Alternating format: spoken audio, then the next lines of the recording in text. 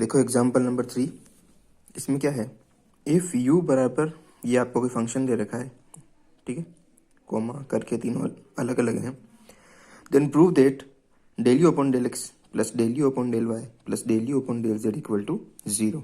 अब आप यहाँ देखिए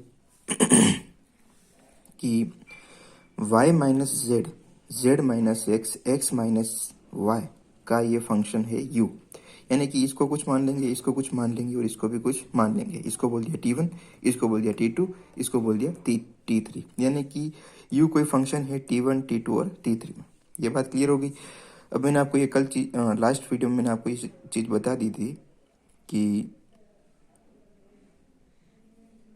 del u upon del x निकालना है, तो हम जो इसमें मेथड यूज़ कर रहे हैं उस मेथड के हिसाब से क्या होगा कि ये u जो है वो t1, t2, t3 के अंदर फंक्शन है और ये t1, t2, t3 वापस x, y, z के अंदर फंक्शन है। तब इस तरह का है तो पार्शियल डेरिवेटिव निकालना हो u का उस तीसरे वेरिएबल में से किसी एक के रेस्पेक्ट में, तो हम ये एक चेन रूल का यूज़ करेंगे। इसको चेन रूल बोलते हैं। चेन रूल इसलिए है क्योंकि ये फर्स्ट वाले को, देखो ये फर्स्ट किन पे डिपेंड कर रहा है, t1, t2, t3 पे, t1, t2, t3 x, y, z पे डिपेंड कर रहे हैं, क्योंकि t1 बराबर ये, t2 बराबर ये, ऐसा है, ठीक है। यानी कि इसको डायरेक्ट इन वेरिएबल से डिफ्रेंशिएट करने के लिए एक चेन बीच में बनती है। इस चेन को बोलते हैं चेन रूल।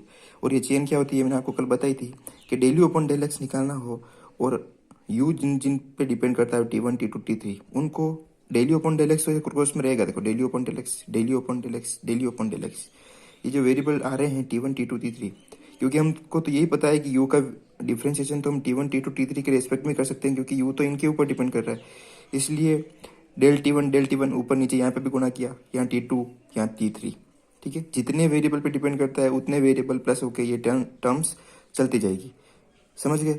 तो इस चीज़ को मैंने इक्वेशन नंबर 1 बोल रखा है, t1 बराबर ये, t2 बराबर ये, t3 बराबर ये।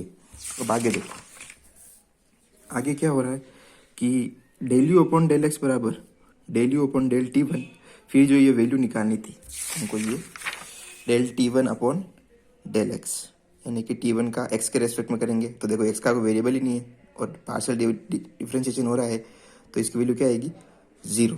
क्या आएगी, 0। तो इस तरह से अब t2 का x के सापेक्ष करेंगे तो -1, t3 का x के सापेक्ष करेंगे तो 1। ये तीनों डिफ्रेंशिएशन निकालने के बाद अपन ने क्या किया, इनको यहाँ पर रख दिया, रखा, सोल्व किया, तो del u upon del x क्या आ गया ये। Similarly del u upon del y निकालेंगे, चेन रूल लगाएंगे, इनकी वैल्यू निकालेंगे, पुट करेंगे, del u upon del z निकालेंगे, इनकी वैल्यू निकालेंगे, पुट करेंगे, तो आपको ये चीज़ मिलेगी। अब हम क्या करेंगे कि ये del u upon del x, del u upon del y और del u upon del z तीनों को क्या करेंगे, ऐड करेंगे, क्योंकि हमको ऐड ही करना है। हमको जो पूछा है उसमें क्या बोला है कि इन तीनों को ऐड करो, बराबर आंसर क्या आना चाहिए, 0 आना चाहिए, ये शो करना है अपने को। तो मैं इन तीनों को ऐड किया, तो देखो ये टर्म सब कट गई, क्या बची, 0। तो del u upon del x plus del u upon del y plus del u upon del z बराबर 0। तो ये बहुत सिंपल था, बस ये चेन रूल लिखना आना चाहिए और वैल्यू पुट करना आनी चाहिए, समझ गए। ये होमवर्क में आपके क्वेश्चन एग्जाम्पल नंबर 4 क्या है, सेम टू सेम, f बराबर ये फंक्शन दे रखा है, हमको प्रूफ करना है कि x del u upon del x plus y del u upon del y plus z del u upon del z बराबर क्या आना चाहिए, 0। जहाँ पर आप इसको t1, t2, t3 मान लोगे, फिर del u upon del x में चेन रूल लगाओगे, del u upon del y में भी ऐसे ही चेन रूल लगाओगे, del u upon del z में ऐसे चेन रूल लगाओगे, सबकी वैल्यू निकालोगे, फर्स्ट वाले को x से, सेकंड वाले को y से, थर्ड वाले को z से गुणा करके फिर ऐड करोगे, तो आंसर बराबर क्या आ जाएगा आपका, 0। यहाँ तक जो था ये नॉर्मल क्वेश्चंस थे और चेन रूल से हो रहे थे। अब इसमें कुछ नया है, सब्स्टिट्यूशन या कुछ उनकी जगह दूसरी वैल्यू पुट करने जैसी बात है। क्वेश्चन देखेंगे आपको समझ में आएगा सब्स्टिट्यूशन क्या होता है। सब्स्टिट्यूट यानी रखना, ठीक है, किसी की जगह कुछ और रखना, किसी की जगह कुछ और रखना।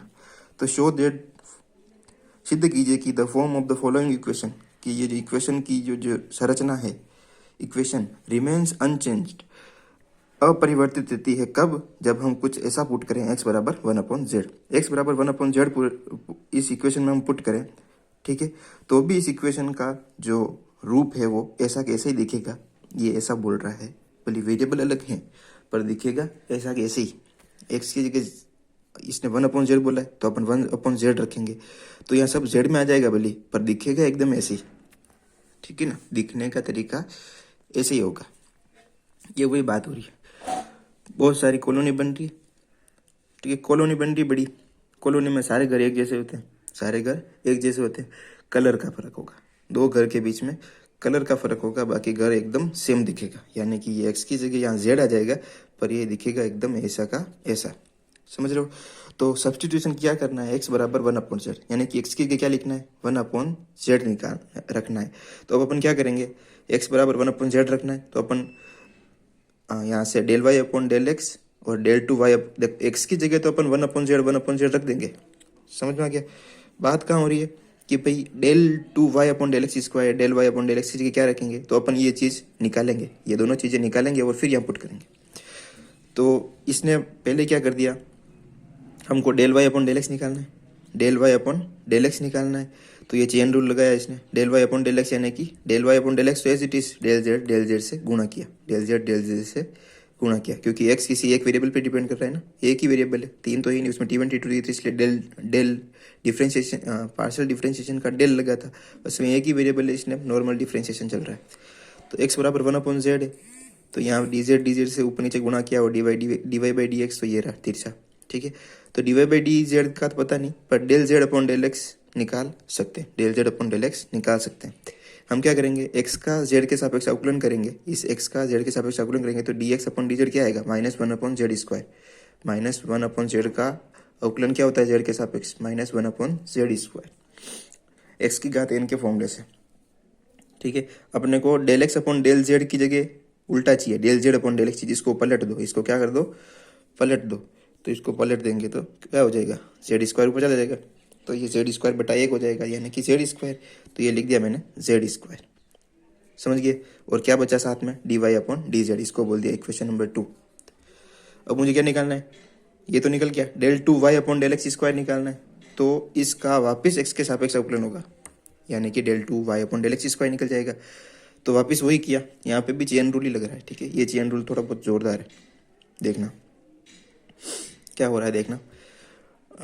D y upon d x तो अपनी जगह ही हिला ही नहीं, इस डी अपॉन डी एक्स में ये जो डी जेड है नीचे वाला डी एक्स है, यहाँ डी जेड और यहाँ इधर डी जेड लिखा, ये डी जेड और यहाँ डी जेड, और ये डी एक्स जो है वो इधर नीचे आ गया वापस, यानी कि बीच का भूल जाओ, इस चीज़ को तिरछा लिख दिया, डी अपॉन डी एक्स और डी जेड का ऊपर नीचे गुणा कर दिया। जिस तीसरे वेरिएबल पे ये टोटल चीज़ डिपेंड कर रही है उसको हमेशा ऐसे ऊपर नीचे गुणा करते हैं, जैसे उसमें T1 T2 को किया था, T1 T2 को किया था, T2 T2 को किया था, ये देखो ऊपर नीचे गुणा इनका करते हैं, बाकी तो वो सरक जाते हैं आगे पीछे, दूसरा जो मेन जो चल रहा होता है। समझ में आ गया। अब हमको क्या निकालना है, del z upon del x, तो हमको पता ही है भाई, del z upon del x क्या है, यहाँ रखा ना -z², ये तो क्या होता है -z², ये तो हमको पता ही है। और d y upon d x, और d y upon d x भी अपन ने निकाल दिया, वो क्या है -z² d y upon d z, ये किसकी वैल्यू है, d y upon d x की, ठीक है। और इसकी वैल्यू क्या है, इसको पलटा था अपन ने z², ठीक है। तो ये दोनों वैल्यू मैं रखूंगा, तो देखना क्या आएगा मेरे, ये तो मैंने इक्वेशन नंबर 2 से रखा, ये D z upon d x की वैल्यू मैंने यहाँ रख दी, और फर्स्ट इंटू सेकंड से मैंने इसका डिफ्रेंशिएशन किया, जेड के रेस्पेक्ट में इन दोनों का, फर्स्ट ये सेकंड के नियम से मैंने इनका डिफ्रेंशिएशन किया, तो ये चीज़ आई, समझ गए। इस चीज़ का अंदर गुणा कर दिया, इसको बोल दिया इक्वेशन नंबर 3, क्या बोल दिया, इक्वेशन नंबर 3।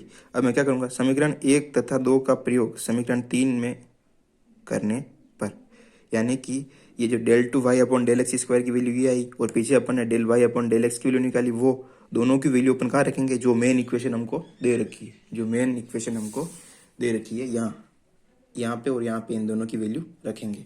तो मैंने वही किया, यहाँ पे और यहाँ पे जो मैंने वैल्यू निकाली वो रखा, और एक्स की जगह 1/z लिखना था तो मैं वो भी लिख दिया, प्लस y बराबर 0। इसको फिर मैंने सिंप्लीफाई किया, देखो z² का गुणा किया अंदर, तो पावर 2 और यहाँ 4 कट के कितने बचेगी 2, ये एज इट इज, प्लस यहाँ 3 और ये स्क्वायर कट के कितना बचेगा 1, समझ गए, प्लस y बराबर 0। अब यहाँ देखो ये z कटेगा कितना, माइनस का z d y upon d x, और यहाँ पे प्लस का 2z था, 2 minus 1z d y by d z को माइनस करेंगे तो 2 में से 1 जाएगा तो प्लस का 1 प्लस वाई बराबर 0। इन दोनों को मैंने घटाया है, ठीक है ना, यहाँ प्लस है और यहाँ माइनस है, ये सेम टर्म आएगी दोनों, ये यहाँ से कटेगा और ये इससे कटेगा, तो दोनों टर्म सेम हो जाएगी, और एक प्लस में एक माइनस में है तो घटेगी, और चिन्ह बड़ी संख्या का यानी कि प्लस का 1 आएगा। समझ गए? यहाँ तक का कोई डाउट नहीं होना चाहिए। ऐसा इक्वेशन और देखो क्या है, transform the following equation by the substitution x बराबर 10z, यानी कि आपको क्या करना है, ये सब्स्टिट्यूट करना है x बराबर 10z। अब इसमें ऐसा कुछ नहीं बोला इसने कि रिमेन्स अनचेंज्ड, यानी कि अपरिवर्तित रहेगा, ऐसा कैसे ही दिखेगा, ऐसा कुछ नहीं बोला, तो इतना लोड लेने की भी ज़रूरत नहीं है। सिर्फ इसको क्या करना है, ट्रांसफॉर्म यानी कि परिवर्तन करना है। क्या करना है, x बराबर 10z रखोगे तो परिवर्तन होगा, वो बताओ क्या होगा। तो x बराबर 10z रखा, सेम टू सेम वही, हमको क्या निकालना है, d y by d x निकालना है और d two y upon d x square निकालना है। D y by d x निकालना है तो ये चेन रूल की ये चीज़ आएगी। अब d y upon d z तो नहीं लिखा, पर d z upon del x तो मैं निकाल सकता हूँ, क्यों, क्योंकि मेरे पास x है, तो मैं इस x का z के सापेक्ष अवकलन किया तो मेरे क्या आ गया, सेक स्क्वायर z, ठीक है।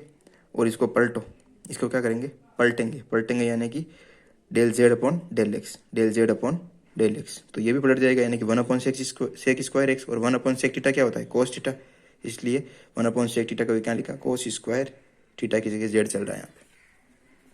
फिर ये चीज़ मैंने यहाँ रख दी, del z upon del x की वैल्यू यहाँ रख दी, into del y upon del z, इसको बोल दिया इक्वेशन नंबर 1।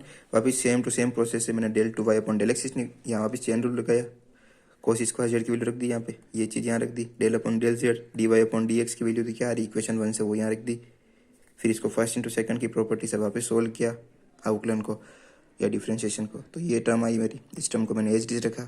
फिर क्या किया मैंने, इसको बोल दिया समीकरण नंबर 2, तो 1 और 2 यानी कि समीकरण 1 ये रहा और समीकरण 2 ये रहा, इन दोनों का मान अपन कहाँ रखेंगे, इस मेन इक्वेशन में, यहाँ पे और यहाँ पे, और x की जगह 10z यहाँ पे, यहाँ पे, यहाँ पे, ये सब रखा मैंने इस इक्वेशन में।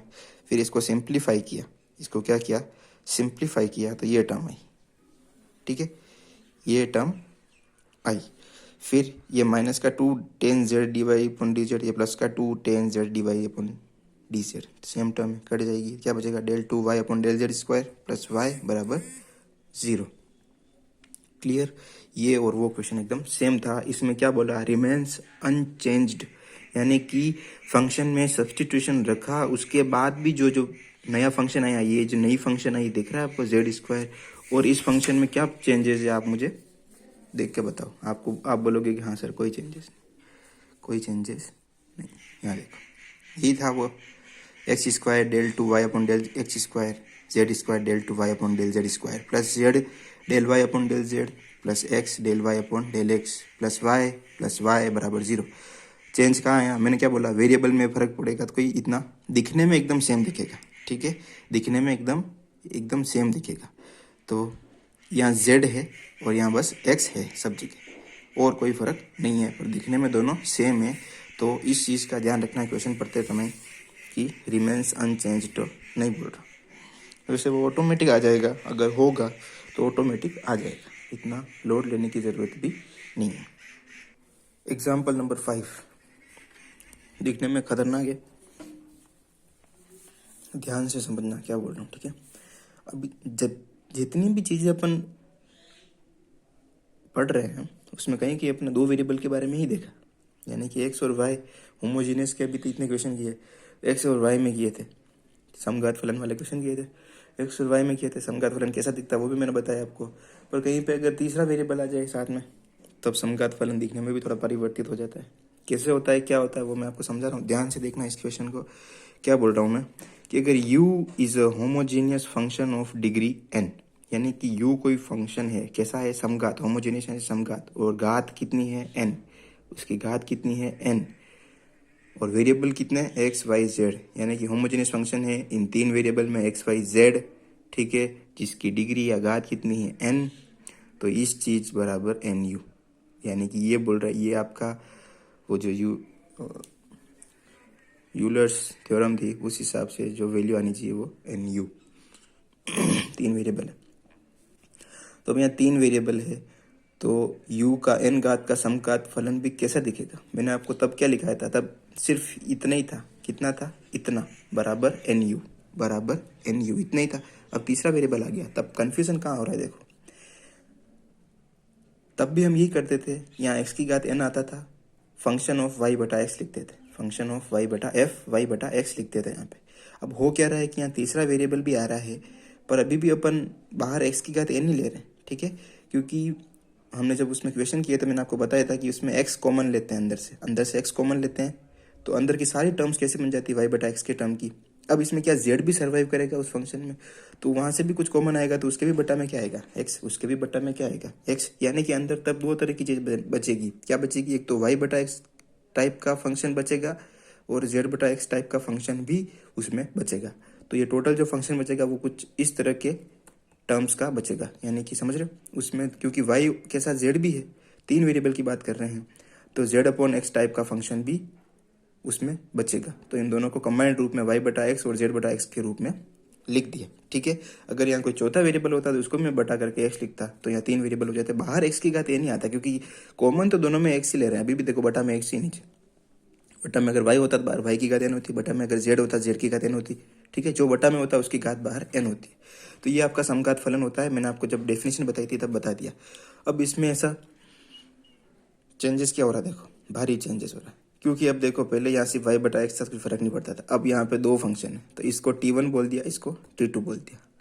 अब हमारा काम वापस वही है, del u upon del x निकालेंगे, यहाँ रखेंगे, del u upon del y निकालेंगे, यहाँ रखेंगे, del u upon del z निकालेंगे, यहाँ रखेंगे, इसको एक्स, इसको वाई, इसको जेड से गुणा करेंगे, तीनों को ऐड करेंगे, आंसर क्या आना चाहिए, n into u, n into u इसका आंसर आना चाहिए। तो देखो ध्यान रखना एक एक स्टेप का, u बराबर हमको एक्स की घात एन एफ, इसको T1 इसको T2 बोल दिया, इसलिए T1 T2 लिख दिया। अब मुझे क्या निकालना है, del u upon del x, x के सापेक्ष अवकलन करना है फर्स्ट इंटू सेकंड के प्रॉपर्टी से। तो ये एज इट इज फर्स्ट का अवकलन, एक्स की घात एन का formula x n into x की घात एन माइनस वन। अब इसका तो हो गया, इसको वापस बाहर निकाल दो, इसका अवकलन होगा एक्स के सापेक्ष, तो क्या लगेगा चेन रूल, क्या लगेगा चेन रूल। तो del f upon del x निकालना है, del f upon del x यानी कि del f upon del x, del f upon del x, तो as it is T1 T2, T1 T2 का T1 का इधर ऊपर नीचे गुणा, T2 का भी इधर ऊपर नीचे गुणा, चेन रूल, चेन रूल, ठीक है, चेन रूल, वापस बोल रहा हूँ चेन रूल लगाया मैंने यहाँ पे। क्या निकालना है मेरे को, ये एज इट इज बाहर निकल गया, डेल, ये देखो डेल एक्स की घात एन तो बाहर निकल गया, अब del f upon del x, del f upon del x, और एफ T1 T2 का फंक्शन है, तो ये del f upon del x निकालने के लिए चेन रूल यूज करना पड़ता है। ये हमने अभी इतनी देर से दो तीन क्वेश्चन किए, आपको समझ में आ गया होगा, समझ गए।